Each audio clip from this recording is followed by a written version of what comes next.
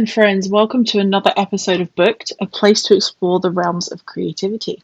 I am so happy to introduce today's guest, Joel C. Flanagan-Grannemann, author of the Servants of the Moon and Sun series. Welcome, Joel. Thank you so much for coming on the podcast. Thank you for inviting me. It's really great to be part of this new thing you're working together, getting indie authors out to have a wider audience. And as indie authors, we really appreciate that. So thank you very much for doing this.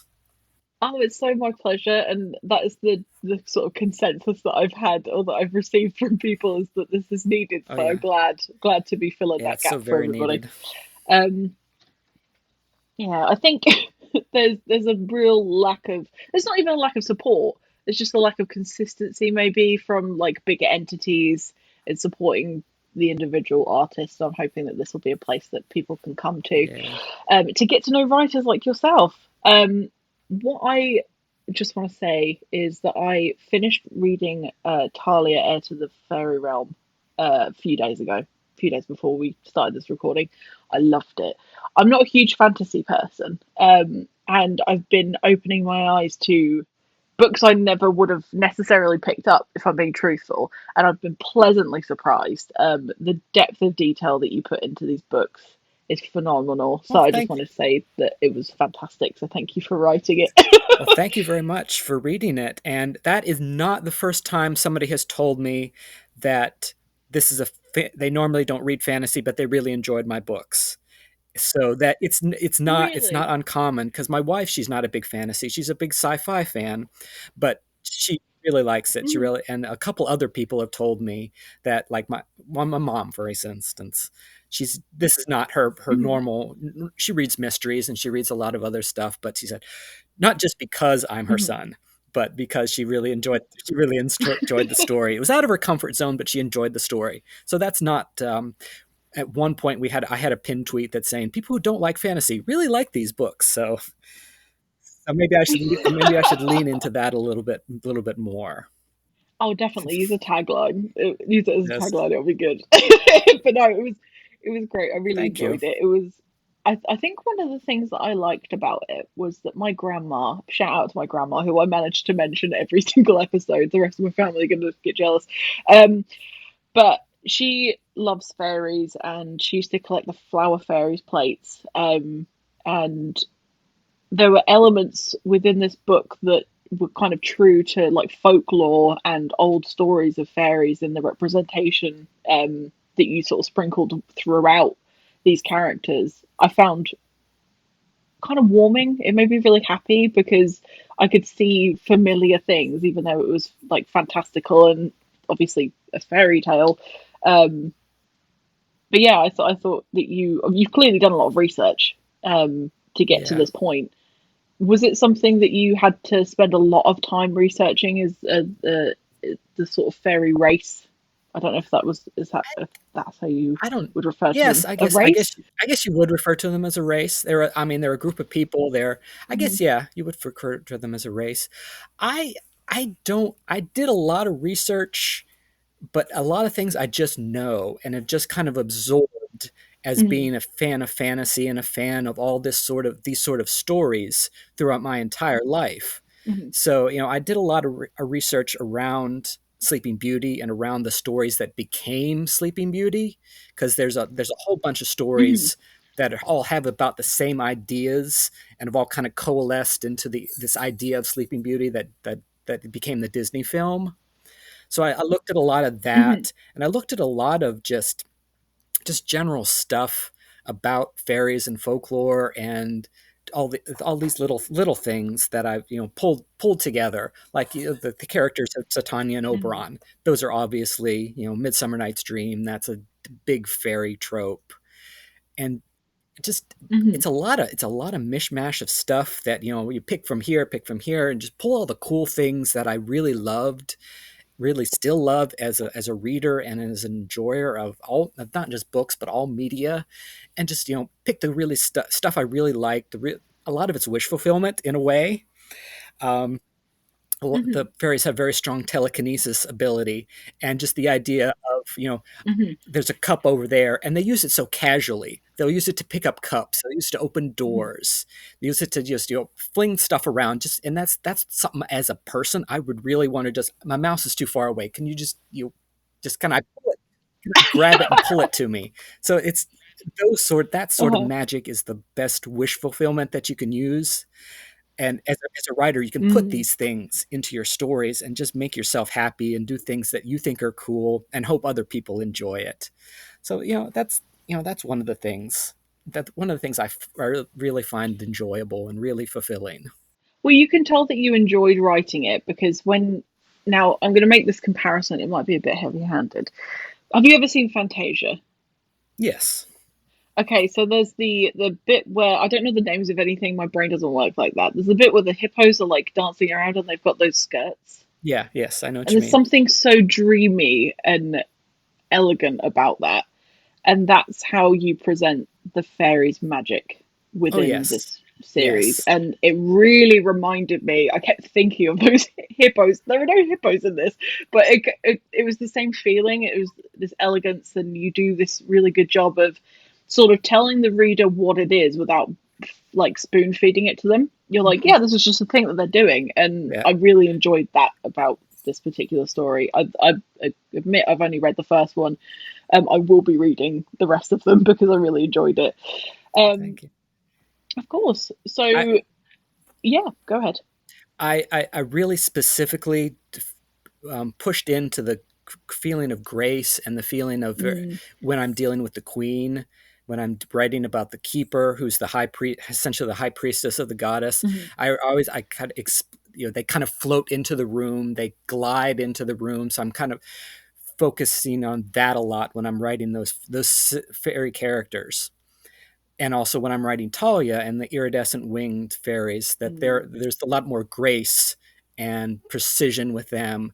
Then you get to the leather wings; they're more down to earth. They're the soldiers. They're the middle lower class, so they're a mm, lot more straightforward, down and dirty, and it's very. And I try to keep those things in mind when I'm writing them. And then the feather wings, they're a kind of a mix between the two because they're middle class. They you know mm, go between the higher classes and the lower classes, and they jabble in both sides. So there's a lot of uh, I don't know, overlap between them. And also, mhm. I work retail, so I worked retail for 29 years as of a couple days Oh ago, wow. and I know what it is to to deal with a lot of different people and see a lot of code. You know what the term code switching is? I've never heard of it. Tell me. It's something where you will present yourself in different ways to different people based on their status. So that if Oh, I see. you're Mhm, talking to your friend, it's like you talk to your friends differently than you talk to your boss, and you talk to your mhm. parents differently than you talk to maybe your aunt or your Yeah. cousins. So that it's that air that thing, because there's a big. I really wanted. I really was really important about having these class distinctions between all the three fairies, and Oh, I see. how that goes into how that creates the society, and how everything is kind of based on your wing type. And maybe we can go Mm, back for a moment and explain what that is. So there's three kinds of fairies. There's the iridescent wings, which have the dragonfly like wings. They're very the classic fairies. They're the fake mhm, classic Disney pixie dust fairies. You think of fairies, you think of people with these very iridescent wings, and that's mhm, the iridescence. And okay. they're the high class. They're the ruling class. The queens. They're all the lords, that sort of thing. And Okay. then there's the featherwings, who are they're the middle class. They're the servants. They're the shopkeepers, and they have feathered wings. They look like your classic angels, with white or gray, white or gray wings, and they Mhm, sit in the middle. They're in the middle class, and there are some soldier fairy wings. There are some lord fairy. There are some soldier feather wings. There are some lord feather wings. So it's not exactly a closed caste society, but it's Hmm. very close. Yeah. And then you have your leatherwings. They're the, you know, they're bat wings. They look like almost, I guess the most would be the classic image of demons in, you know, pop Mm. culture. They have the Okay. big leather wings, big bat-like wings, and those are the soldiers. They're the soldiers, and they're also middle Hmm. class. And there's some crossover between what the feather wings and the leather wings do. There are some leatherwing lords who have risen up through the ranks and become. There's one who appears in book one, who's the Hmm. lord of a castle that Talia and her people go by. But for the most part, they're soldiers, and they have a very strong sense of honor, of duty, and it's a very very strong that goes through. It's Shatterstaff, who's the captain of Talia's guard. Soldiers Hmm. do their duty, and that's a very strong through line that goes through all these characters. That all the Leather Hmm. Wings, very honorable, very, we do our duty, we do what's right. We're protecting these people, and it's so I taking that society and then seeing, once you have that idea of what that society is, you have to look at how that affects everything else in the society. So Hmm. that if, Leatherwings can only be soldiers, but that's not quite. It's more of a societal pressure and more of a family pressure that, your parents were this, so you have to be this in the same way that they were. So it's really fun taking those ideas and running with it, and having these little things, and then shaping a society and shaping the people and the characters and the situations around those societies, and then everything influences one thing, and everything influences everything else.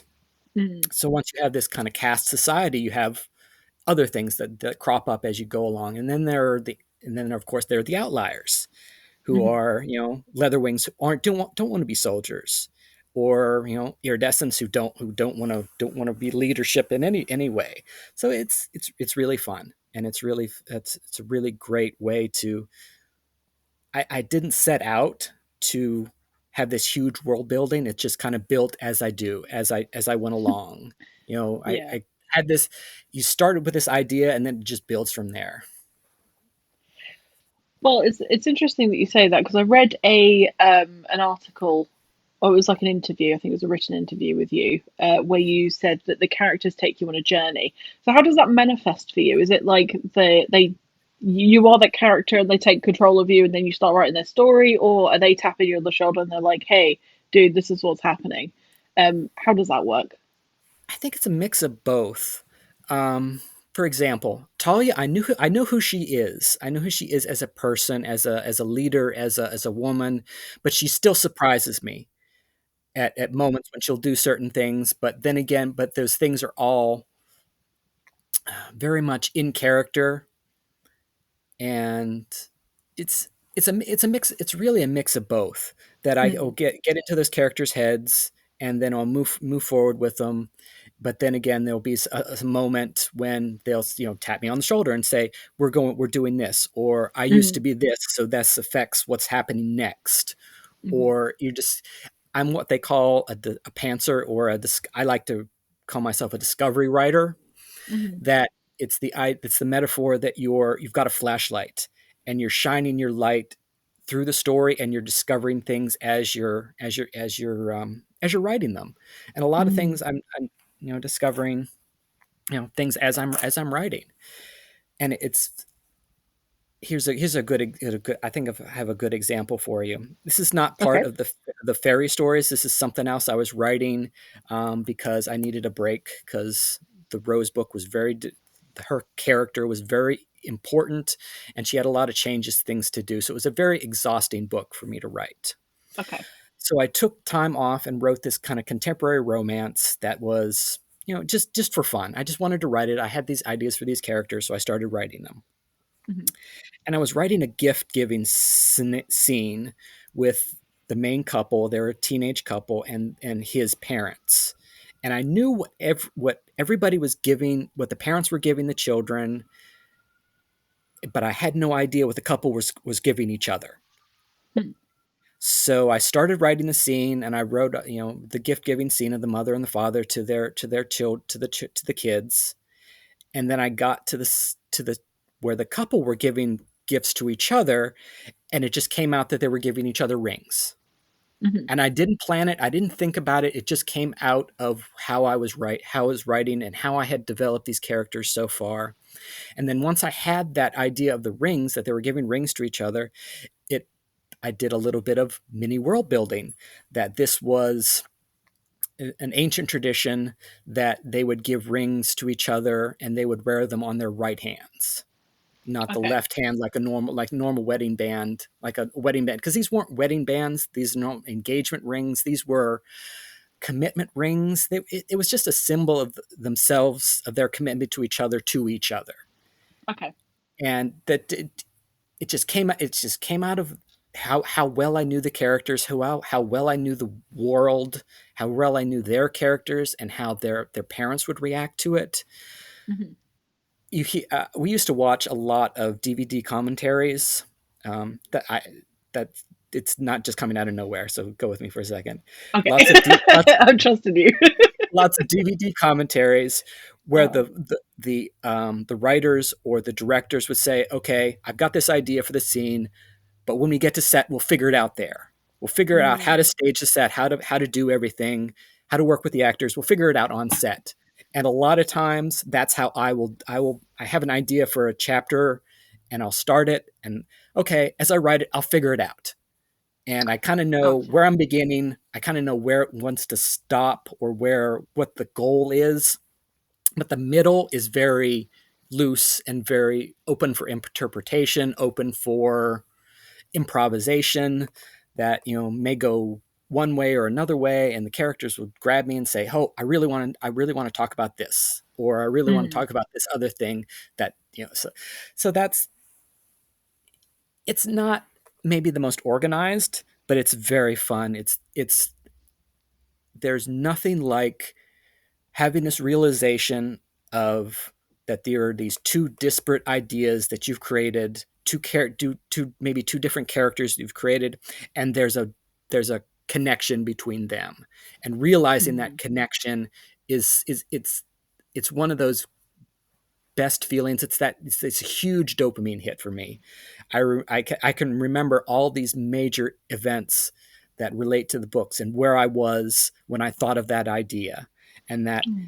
the best ideas come out of when you have that idea, you realize, oh, that's the only way this story could ever be. Mm.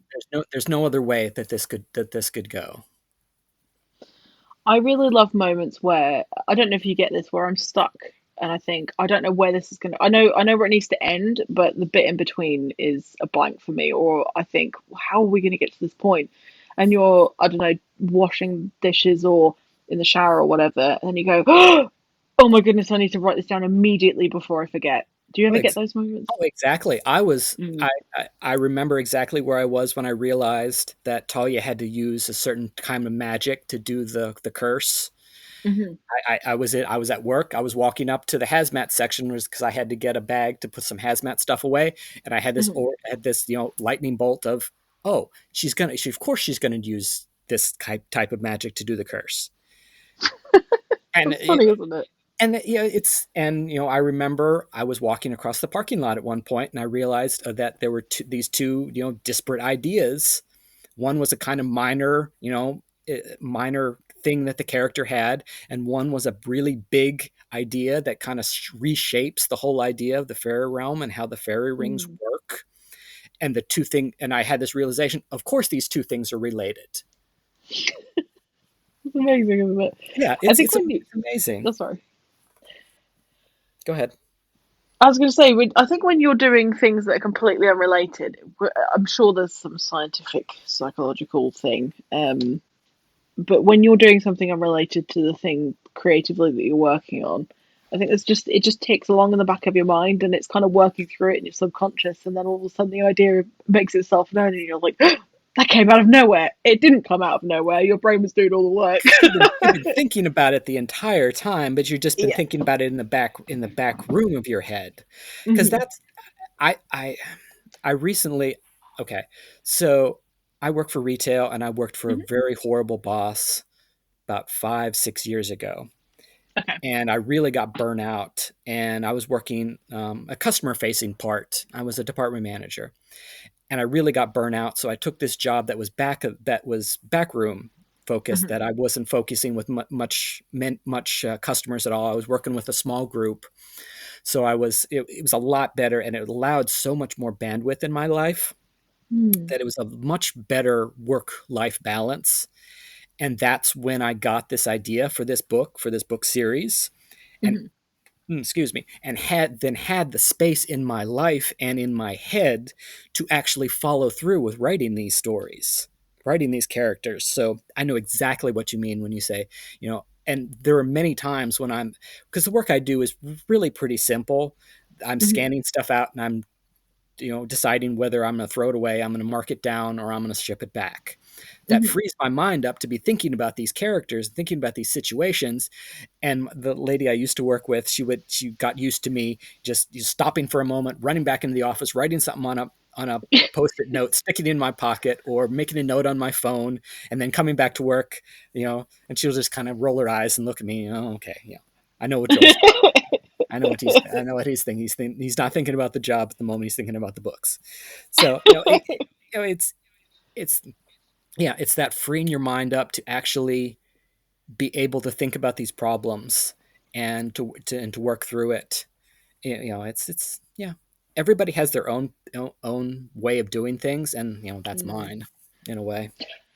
It's similar to me, I think, because I know that there are some writers that are like, okay, so I'm going to write exactly an hour's worth of writing every day, and then I'm going to have a great book at the end of it. And my brain's like, what about this? What about that? What about that thing over there? What if it was purple? And I have notes on my phone. I've got several notebooks for the same project where I've just grabbed the first piece of paper and scribbled on it, hoping that later when I come to actually write something, that still makes sense and it is still English. Oh yeah, Sometimes it's just feverish. I've got a huge note app in my phone that has just Mm. all these little bits of information that, okay, so Aurora's going to be friends to all the animals. She makes friends with a bear, and that's Mm. it. And it'll just eventually it'll come where I'll go back and look through it and okay, I can use that. I can use that. Mm. That really doesn't make any sense anymore. So maybe I can adapt it to something else. And Mm. it's just having the freedom in your mind to think of these ideas and figure out where they're going, and also having a kind of an idea of the whole overarching idea of what's going on, where these characters are starting, where they're middle, and and basically where they're probably going to wind up, but that's probably going Mm. to change after all these books. So it's a creative process. It's not etched in stone at all. It's Mm. I'm discovering the story as I know it, and it's a living it's not it, it's a living, breathing thing. Mm. And where I started is not where I'm going to wind up. Even where I started with the original idea of it is not where it became the book that became fairy heir to the fairy realm. And Really? these ideas that I'll have about where it's going, they're going to change, and I'm going to realize that, oh, that doesn't work, or I really don't want to do that. I want to do something else. And Mm. it's really it's an interest. It's it's fun, and writing should be fun. Creating should be fun, and Exactly. that's it's may I stopped writing after I graduated from college, and I Mm. always realized there was something missing in my life, but I just wasn't in the right place in my life to to do it. And coming back to writing after so long has just made all the difference in my life. Has made Oh, me, that's so is improved my life so much, and it's and it took me a few weeks after I started writing to kind of realize how I was feeling, that Mm. I realized that I had been denying this part of myself for so long, and to finally let it out was just so much of a relief, and so much, and just made everything so much better for me. That's so cool. I'm Yes. so glad that you came back to it. Because you've obviously got a talent for it, and I think when people care about something and it excites them and it brings them joy, it really comes out in the work. So you said that it wasn't originally going to be the story that it is today. So would you mind telling me a bit about how this started, how this series first was How conceived? it's Okay, so my wife and I were going on vacation in September of 2019 down in Myrtle Beach, South Carolina. And that's a, Mm-hmm. you know, it's a resort town, it's a beach town, and there's not much to do in the evenings if you don't go to bars or do anything like that. So my wife and Mm-hmm. I, we go to the, pool during the day, or a little bit of the beach, and then we go back to the hotel room and we watch movies or we do other things. And so we had decided we were going to watch Maleficent, because we were going on a cruise in October, and where the second movie in that series would be debuting. So we wanted to watch the first Mm-hmm. movie, of course. And the funny thing is, I had been kind of avoiding watching the movie, not be just because it didn't. I didn't. I don't know. It just didn't. It didn't jive with me really. Mm-hmm. It just was. But so we sat down and watched it, and it was good. It was good. Have you seen the movie Maleficent with I have, yeah. Angelina Jolie? Mm-hmm. Okay, so there's a as I was watching the movie, it was fine. It was kind of what I expected it to be. It was really well shot. It really looked good. The special effects were really good. The acting was really good. But there was this strong mother-daughter bond between Maleficent and Aurora. I think they were going for Mm-hmm. more of a fairy godmother type of thing, but in my mind, it was a strong mother-daughter relationship. And as the credits rolled, I thought this would be a better movie if Maleficent was actually Aurora's mother, and how does the curse still happen? Mm-hmm. So I went to bed, and was half awake for almost the entire night, thinking about this idea and thinking about these characters, and thinking about the whole idea of the exile forest, and because that was there from the very beginning. This area Mm-hmm. of, you know uh, the sanctuary for women, and their abused women, assaulted women, and their children, half fairy children, and half. Mm-hmm. So that was all part of that. So in the morning, I got up and I had a new laptop, which I had brought with me, which I normally wouldn't have done, wouldn't have brought my laptop with me. And I opened a Google Doc and I started just kind of spewing this idea out into a couple pages of, just the basic idea of what's going on and what's going to happen. Just this idea, it became what's Talia, heir to the fairy realm, and on the shore of the sea. And that idea, Mm-hmm. that arc came out of that outline I wrote. And the one big thing I kind of remember was the characters of the three sisters, the queen's three sisters, who are the major Yeah. villains of the story. That Mm-hmm. originally I had the idea that they were going to kidnap Aurora, and they were going to take her to the exile forest and raise her there. Hmm. And that idea, and then the curse would have, I'm not sure where the curse would have fallen in that idea, but then as I started writing the book, I realized that these three sisters were so racist and such horrible people that there's no Mm-hmm. way they could conceal themselves, because they would be concealing themselves. They'd be concealing their fairy identities while they're living in this village. That there's no way they could Mm-hmm. conceal themselves and live 16 years among all these people that they hate, that they think are less than Yeah. fairy. There's no way they could do that. Mm-hmm. So I had to figure out a Mm-hmm. way to another way to do that. So Mm-hmm. that's what, while I was writing what turned out to be book two, that I figured out the how to do that, how to make that change. So it's Mm-hmm. so that's one of the kind of the I mean kind of one of the bigger changes that I made from that original um, outline to what became the first two books. And then Mm-hmm. there's little things, and there and and there's ideas of how, how certain things are going to happen. I had a couple ideas of how a big event in book 2 was going to happen. And but so yeah, so that was the genesis of the idea. And then once I had this outline, I had originally had the idea, had the names written down there as Maleficent and, a couple other characters. And I realized I can't use Maleficent because that's really right out of Disney. That's not in any of the Yeah. original lore. So I went looking. So I pulled up the Wikipedia for Sleeping Beauty, not the movie, but the stories about it that became Hmm. the original sources of it. And one of the stories had the name Talia in it. And the moment I read Hmm. that name, I knew who she was. This Oh, is that's my cool. character. This is Talia. This is the heir to the fairy realm. I know who she is. From there, it just kind of flowed from there. And a lot of And that, oh, sorry. some of the other names come from there. Um, Hmm.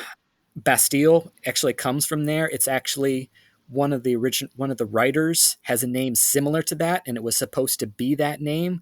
But when I was typing, Bastille just came out. So I just, by the time I realized my mistake, that I had already had it in my head that, oh, this is Bastille, this is who he is, and to go back and Hmm. change that again just didn't work with me. So I just kept that. But it was originally supposed to be a tribute to the one of the original writers of one of the original stories, or maybe it was the artist, maybe it was an artist.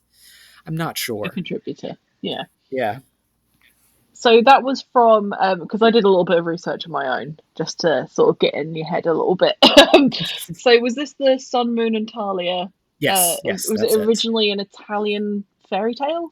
Yes, that I think the writer of that story, that's the inspiration for Bastille's name Mm, too. It's okay. something Gregoria or something. It starts with a G, but I'm horrible with remembering names and pronouncing names sometimes. But I'm pretty Oh sure my God, same. that's who that inspiration came from. That's awesome. So, did you dive much into the original story and take any inspiration from that, or was it largely figuring out what the names were going to be within yours? I took the names, and I also took the kind of just the overarching idea of, you know, the woman pricks her finger on a spinning wheel, falls into this sleep, Hmm. and that that was just it was it was the jumping off point. It was just Yeah. this is the inspiration, this is the start. And Talia Heir to the Farum doesn't start with Aurora, it starts with her mother. So Hmm. it's a lot of backing up and figuring out, okay, I want this to happen, so I need to figure out how we get to that situation, to how we get there.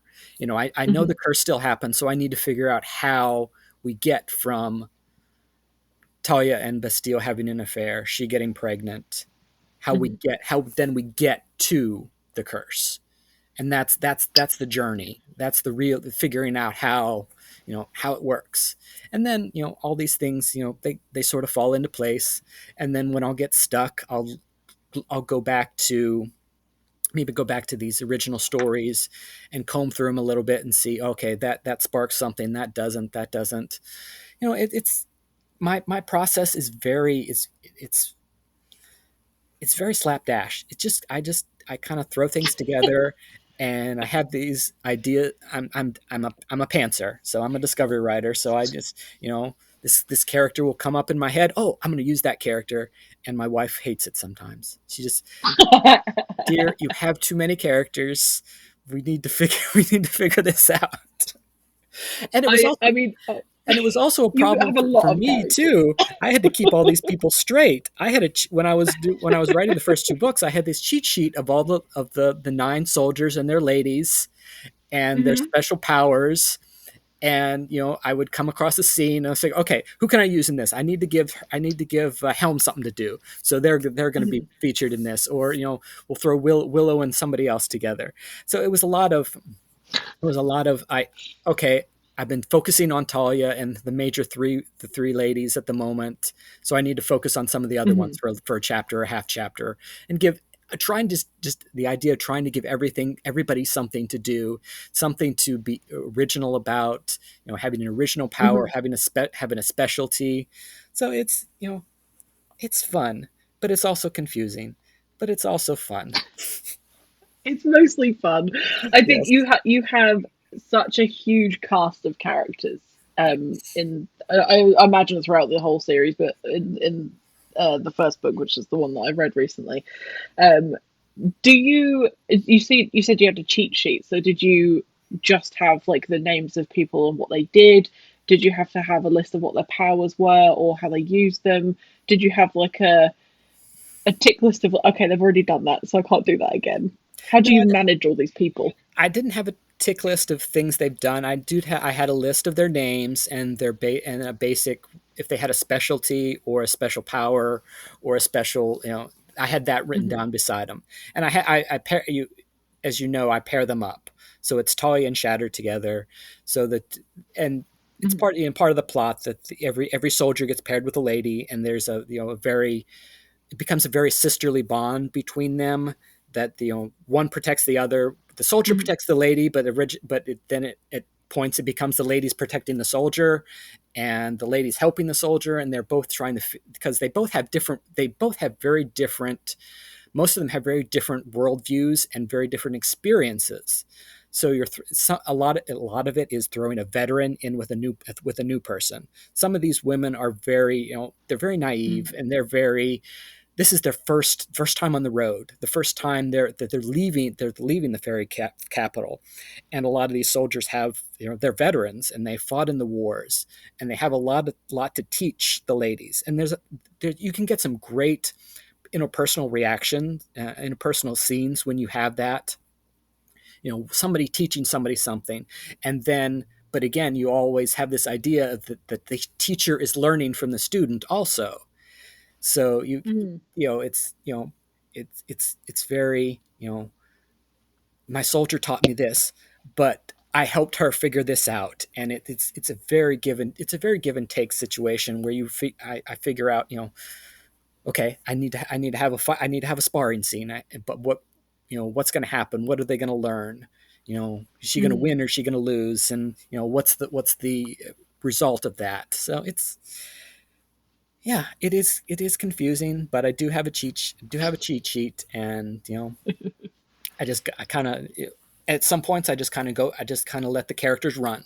That they wanted to fight today, so they're going to fight today. Feeling feisty. Yeah, So you've got yeah, there's a lot going on in the sort of world that you've created. yeah, There's a lot of light scenes where you're like, oh, this is really magical. And there are some scenes where you think, oh, that's a bit dark. But I quite liked that because it gave you some reprieve from either or. And there were moments where I was like, oh, okay, I wasn't expecting that. There was more like violence. I mean, it's not a violent book, but there's more violence within it, especially toward the sort of last third of the book. Um, than I expected, but it's sort of like built up and developed, and there was a lot of tension. And as I was reading the last couple of chapters, I was like, oh, I feel a bit emotional.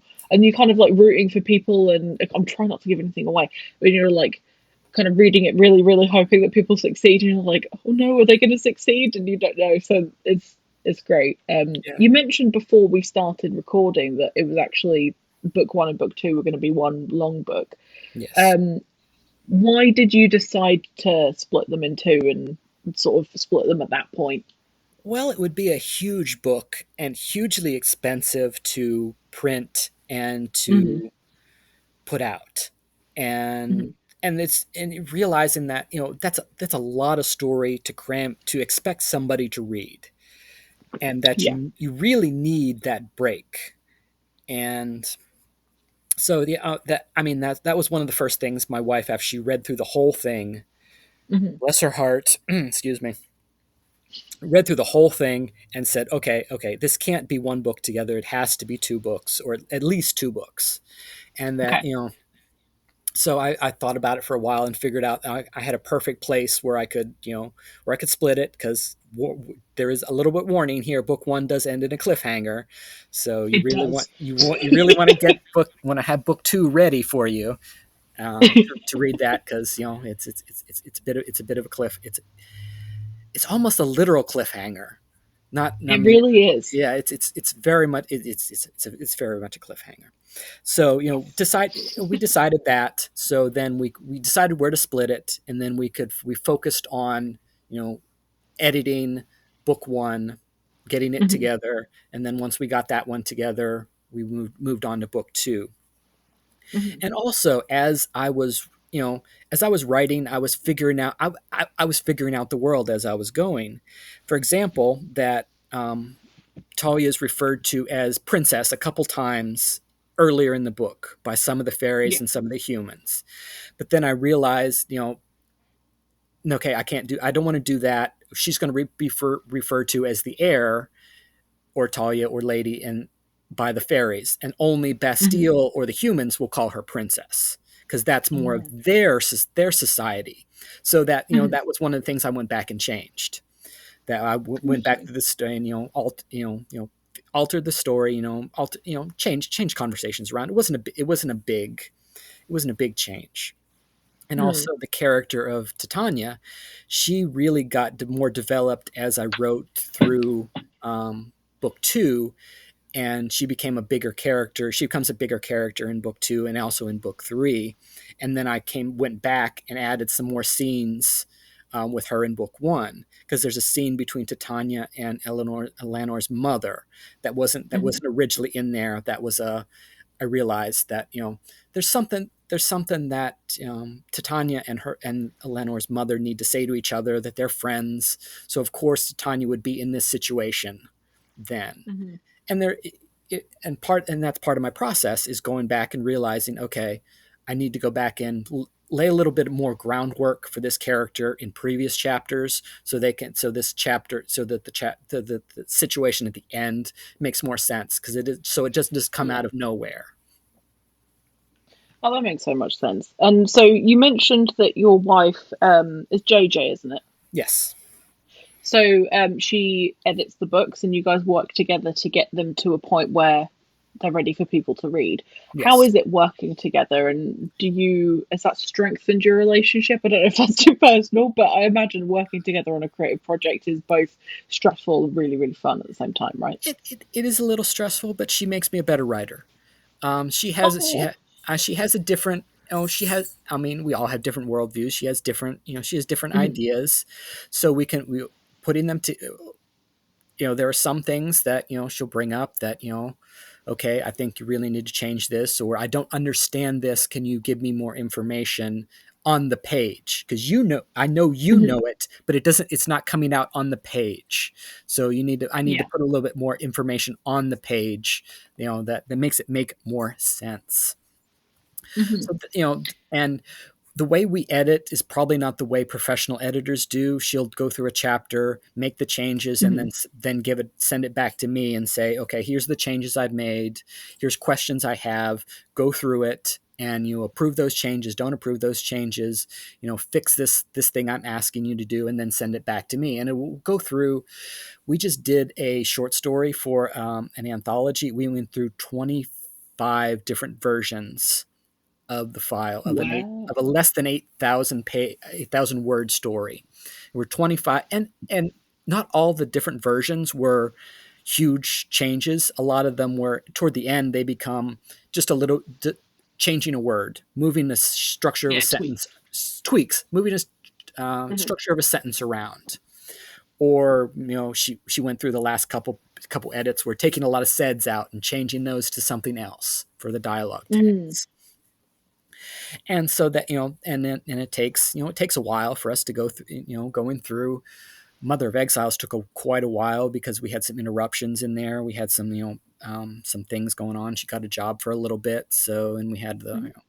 had to replace the roof on our house, so there were some interruptions. So that took 6 to 9 months, I think, to do the whole edits, because what I'm not that great at grammar, and she is very good at grammar. So there's the Mhm. first few passes on the story or a chapter. There's a lot of fixing grammar here, fixing tenses here, making sure I'm taking um, taking the passive voice out and doing more active voice. So Mhm. a lot of those things are so that takes a while for the from when we first start, and then as we go through it, they become more tweaks and more, a little bit of one word change here, a little bit of change here. You know, who is this in this conversation? You have she three times. Which she is who? Put a name on a she instead of using the she there. So it's and it really works because Mm. I trust her, and I know she's not she's not trying to change my voice and trying to change my Mm. story. She's working to make it better. And That's you know awesome. it and I and that's what I sometimes that's what I need. I need someone to tell me, okay, like in Mother of Exiles, we had a whole chapter that we just took out because she's like, okay, this is a new character. She's not important to the overall plot. It's more of like people say like vibes, but it's also Mm. I was explaining some things about how the exile forest works, and I figured the best way to do it is a person is new to this exile forest comes in, and of course it's not it's because you look at movies or books and you have two people who know exactly what who absolutely know what they should be talking about, asking each other questions about things they should know, like two Mm. mages talking about magic. Okay, Mm. you know how magic works. You don't have to explain it to each other. But when you have someone who doesn't know how magic works, asking a magic user and say, okay, this is how a ward works, this is how telepathy works, and then it makes more Mhm. sense. So it's that outsider coming in and saying, I don't understand the fairy society. Why do you do this? And then Talia can say, oh, we do this because, Mhm. and I mean, it's kind of a cheap trick, but it works sometimes. And if you do it right, and if you put it in conversation, you put it in, just you put it in an organic way, it doesn't feel like a lore dump. It doesn't feel like, oh, I'm For going to talk sure. about the whole history of the fairy realm for two chapters. Which as you read the book, that I don't do that. No, not at all. I'm Mm. focused on conversations. I'm focused on what the characters are doing, what they're saying, how they look. So but to go back to working with my wife as my editor, it's it everybody needs an editor. You can't just write a story and throw it out because you need that second set of eyes. You need other people to look at it, and she's that Mm. person. And if she likes the story and she's surprised by the story, then I've won. At least I've Oh, yes. that's good. And I mean, not everyone can um, work with their spouse Oh in no. with something that's so intimate and personal, because although obviously people are close when they're together, when it's your creation and your creativity, sometimes it's hard to hear even people that are close to you give any, even if it's constructive, any criticism. So the fact that you guys are able to work so well together and produce something that's really polished, I think that's Oh awesome. yeah. And you Oh, and there was it's once. cool. Yeah. Oh yeah. I know it's very rare that creatives work with Mm. their spouses. A lot of writers I talk to, and they say, "Oh, my husband, he reads it, but he doesn't want me to. No, no, no. I don't. I don't talk to him about it. I don't do this, or I don't talk to my wife about this. She just reads it, or they don't. I mean, some spouses don't even read their Mm. husbands or wives' works. They support them, of course, but maybe they Yeah. don't read them. But my JJ has told me I've been, sometimes I'll be talking about a story and she say, I don't know. I don't want to know. I don't want to know. I want to read it on the page. So don't tell me yet. I want to read about it. Oh. But so that's, sometimes that's a little inhibitive um, Mhm. at times, but I work through it. I work through that. And there was an instance, I can't remember what exactly it was. I think it was somewhere in book 2. She said, this is Okay. really melodramatic, and I just this is really melodramatic, and this is I don't know what to do with this, and I I was a little offended, and I kind of shut down, and we just kind of moved on from there. And I think Mhm. she either kind of reworked it, or we reworked it together. And in the end, we were like, I kind of asked afterwards. I kind of asked her, what about it didn't you like? And she said, well, I kind of don't remember anymore. that we That work was a through safe this answer. that we work through the story at some point, and we just kind of move past it. And whether that's Mm, whether that sticks out to somebody else, I don't know. mm, But sometimes I sometimes kind of worry. I'm worried in soap operas with magic, because mm, sometimes it's. But then again, this is my story, and this is how the story's coming out, and I don't focus on the battles. I don't focus on the fights. I focus a lot on the magic and the ceremonies, because mm, that's what interests me. That's what I like to read, and that's what I like to write now. So mm. at some point I got to stop and say, this is mine. If you don't like it, that's fine. Not every story is for everybody, and you just move on from there, and you find the readers that do really like what you write, and you focus on them. Exactly, and you can't please everybody, and you can't put everything into the story, otherwise it would be 1,000 million pages long. Yeah, Um, yeah. it's interesting you mentioned this, the you focusing on the ceremony within certain situations in the book. I noticed that there was some deep rooted sort of spirituality throughout the book for Hmm. the fairies specifically. Um, that seems to kind of give reason and purpose to a lot of stuff that goes on, because they seem to be I can't think of the word off the top of my head. They have quite a lot of structure, and then obviously there are people that go off structure. Hmm. Um, and there's also a lot of female influences, and a lot of strong female characters within the book as well, and that's integrated into the spirituality. And I hazard to say it's a religion within the realm. Yeah, Um, it's a religion. Yes, yes. mm. So I'm going somewhere with this, I promise. So you dedicated the first book to your colleague, your mother, and your wife. Um, I feel as though you have had a lot of like strong female influences in your life, and that's kind of followed through to the story. Was is that a correct assumption? Oh yes, that is definitely. My mom was. She's an amazing woman. Everybody says their mom's amazing, but she really is. Um, and she's very strong. I mean, she used to walk around with a T-shirt that said, "The best man for the job is a woman." So I love that your mum already. so, so that's. I mean, she didn't. It wasn't something she sat down and taught me. It was just the Mm, way she lived her life, and the way she interacted with my dad, with all their friends.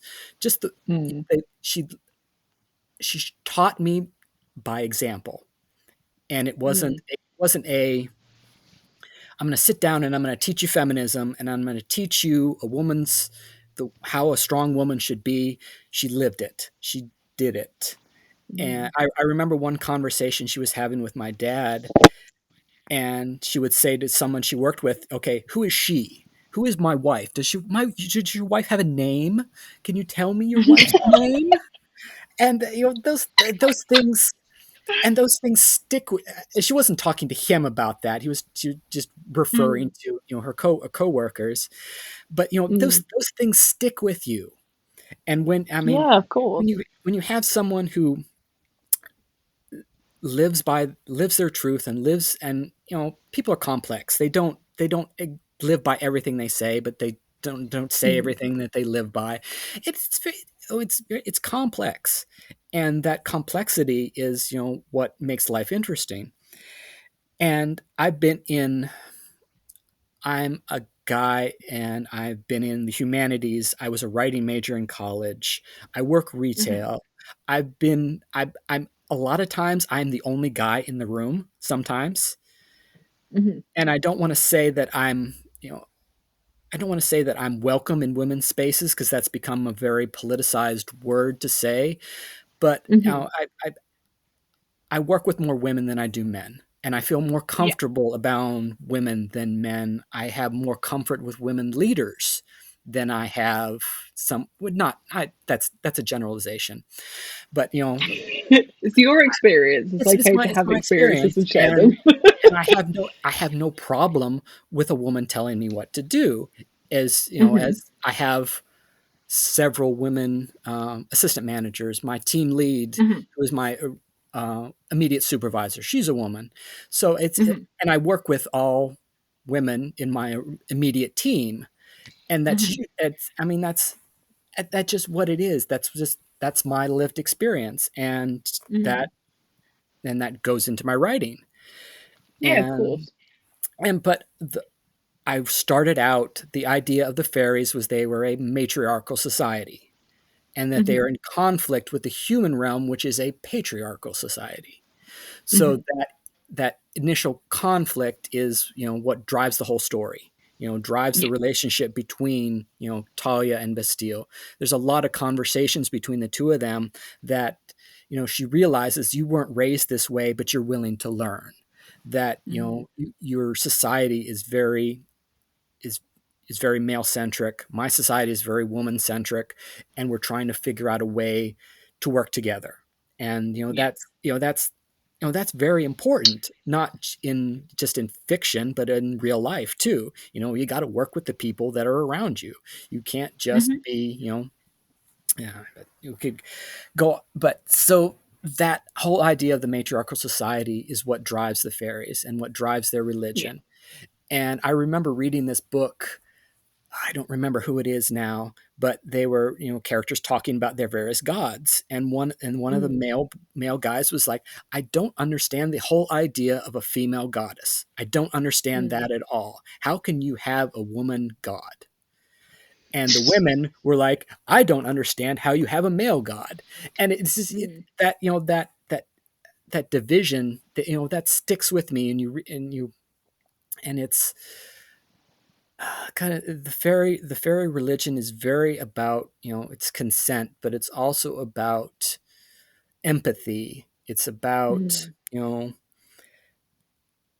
creating a space where everyone is safe, and creating a space where everybody thrives. But Mhm. it's also a very caste society, so there are contradictions. There are contradictions anywhere. But I wanted to write a story that was female focused, Mhm. that put women in the front. And I amuse myself sometimes. There's a scene, I don't remember what the scene is.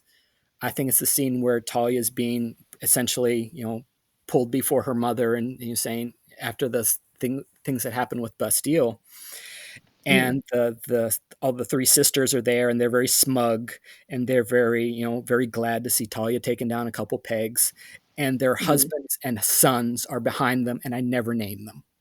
They're never named. Oh, I didn't notice that. Yeah, there's a reference to the sisters' husbands, that they're armed, they came armed and armored, and they were, essentially, they were ready for a fight, but they're never named. Yeah. They're just referred to as Tra's husband, or their, Huh. as the husbands and sons. You see a couple of their daughters in the Mhm. story, but the sons, and one of the sons is named. Yeah, one of the sons is named, but the husbands are never named.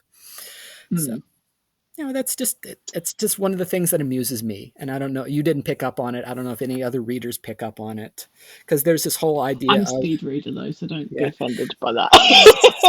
I mean, that's fine. There are little things that people never see, that only I know because I wrote it, and that, I have a Mhm. special connection to it.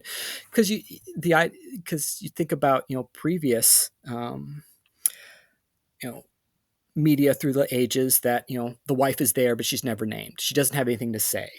She's there for a couple lines and disappears. And that, I really wanted to, pull that, kind of, in a ways, flip that on its head. That, Mhm. the women are there, the men are, there's only a couple named male characters in book one. Yeah. There's a couple more in book two. In Mother of Exiles, there's a lot more, because it's a more even society, more egalitarian society. But, Mhm. you know that's the story I wrote, and that's the story, I'm working with.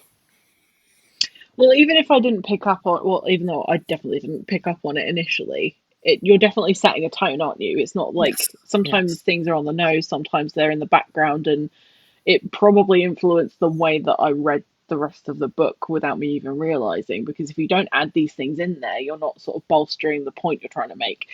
Um, Yeah, that's a good way and to put it, that some things are on the mhm, nose and some things are just in the background. Yeah, mhm, that's a great way to put it for about, talking about their societies and compared to the human society. Some things are mhm. stated and some things just are.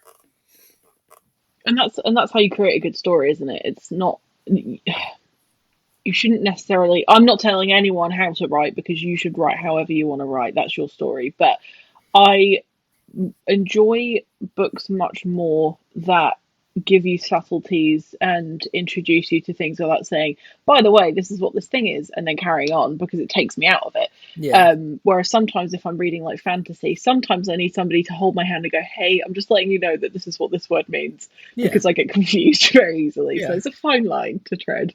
And that's why it was great to have Bastille there, that Talia could explain things to him and say how this is how Mm, a ward works. This is how this works. So mm. So I have thoroughly enjoyed this conversation today, and it's been really interesting to see how you work and how your creativity flows and where you get from point A to point B to point C. It's been really fun to be able to talk about why you've made the choices that you've made within your book and within your sort of universe that you've created.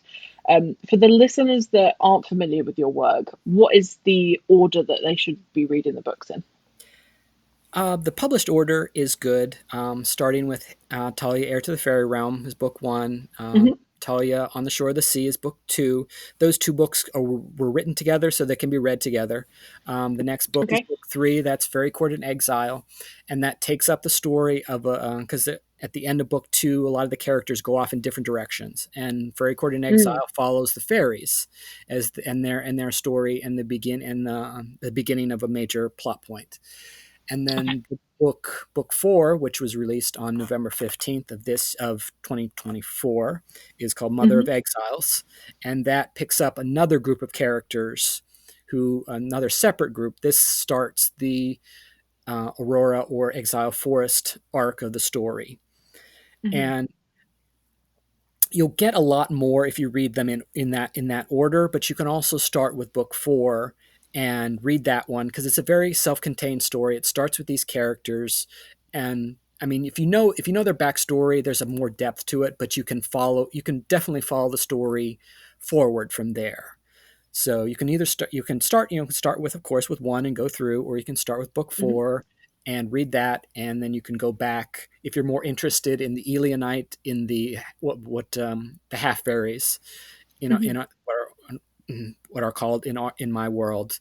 You're more interested in that story, you can go with that. But it's perfectly fine to start at one and go forward. Excellent.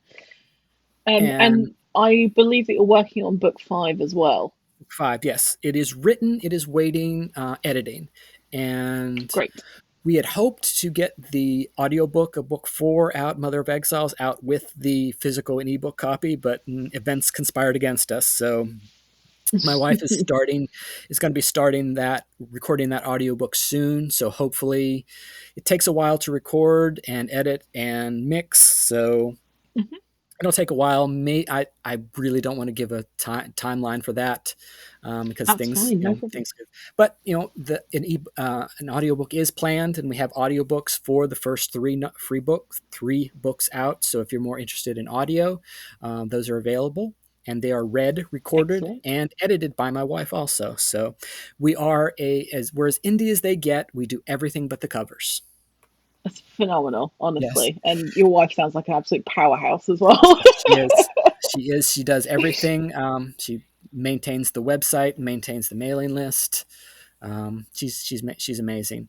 And speaking of mailing list, good prompt there. You can learn all about Mm, me and everything I write at my website, www.servantsofthemoonandsun.com. There you can find links to all my books, a bunch of cat pictures. You can also sign up for the newsletter. The newsletter comes out twice a month. on the 2nd and 16th of the month. We also might have some, depending on what's going on, we may have some supplemental emails. But it's about my writing journey. It's about things going on in our lives, where we've gone on vacation, what's happening with us, cat pictures because we Oh, have cats, awesome. and that all that information is available there. Servantsofthemoonandsun.com. I'm also on Twitter. I'm also on Blue Sky.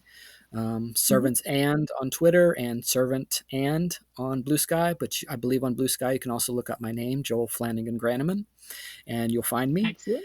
And there you can see my weekly, daily indie prompts. You can see all the things I'm commenting on. You can see my raccoon pictures because my wife loves. Yeah. Yes, my wife loves raccoons, and I post a lot of pictures just to make her smile. Oh, that's very cute. I will also put the links to your social media and your website on the description of the episode as well. So if Yeah, anybody didn't yeah. catch the links, then I can absolutely put those on there. And by the time this episode airs, Indiosyncrasy will be live. So you'll be able to see Joel's author feature there, which will also include further links to your website, to where to buy your books, and to get hold of the audiobooks as well. So I also have a Fairy Realm story in an anthology called Tales Untold by Mhm. Ravens and Roses Publications. It's out in ebook and paperback.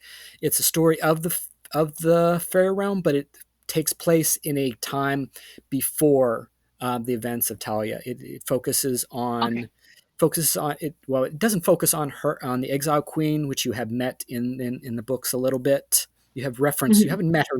She's referenced a lot Mhm. in the books, but you meet her in this story, and you meet another Eleonite or half fairy in that story, and it's called Fairy Soldier's Last Request, and it's in the book Tales Untold: Myths Around the World by Ravens and Roses Press. Amazing. Thank you so Yep. much. If you do sign up for my newsletter email list, you get a free short story that talks about Talia and her Amazing. purple-haired flyer, and you finally meet her, and you realize why they're not together anymore. Excellent. A little bit of a bonus feature there if you sign up Yes, to it is a the bonus. newsletter. Excellent. So yeah, thank you so much for your time today. I really appreciate you taking part in this project, and I really hope that any of the listeners that have joined us for this episode hear your creative process and hear about the story, and they're intrigued enough to give it a go.